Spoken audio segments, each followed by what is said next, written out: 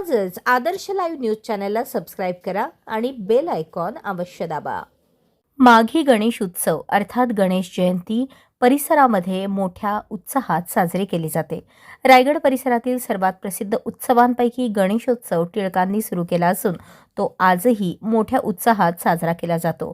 याच पार्श्वभूमीवर शेकापचे नेते एकनाथ म्हात्रे यांच्या घरी गणपती बाप्पाचे आगमन झाले।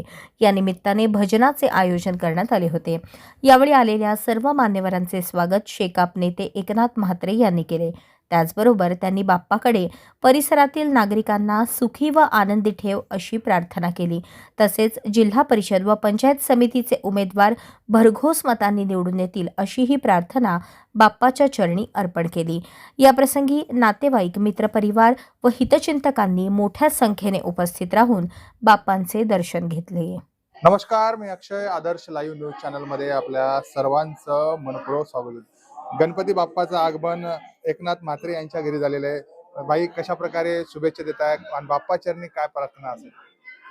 आज बाप्पांचा जन्मदिवस म्हणजेच गणेश जयंती, त्या निमित्ताने आज मी सर्व भाविकांना बाप्पाचे दर्शन आले त्याबद्दल सर्वांचे आभार व्यक्त करतो आणि सर्वांना खूप खूप शुभेच्छा देतोय।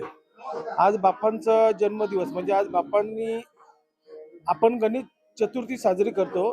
गंगाधर टिळकांनी जेव्हा आपल्या देशात स्वातंत्र्यासाठी चळवळ निर्माण करण्यासाठी, सर्वांना एकत्र करण्यासाठी जे गणेश चतुर्थी म्हणजे सुरू केली आणि हे बाप्पांचा जन्मदिवस म्हणजे गणेश जयंती।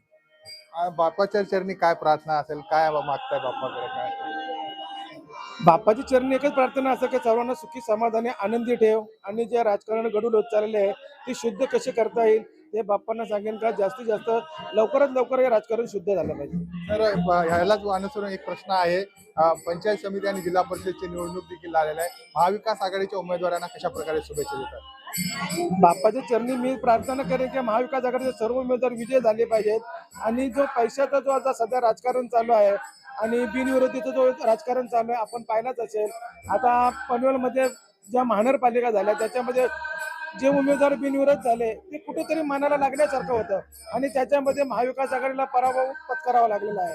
पण मी आता बाप्पांपुढे एक प्रार्थना करेन का महाविकास आघाडीचे उमेदवार हे जास्तीत जास्त निवडून येऊन सत्तेत बसतील। पनवेल आणि नवी मुंबई व रायगडच्या ताज्या घडामोडी पाहण्यासाठी आजच आदर्श लाईव्ह न्यूजला सबस्क्राईब करा आणि बेल आयकॉन दाबून रहा अपडेट।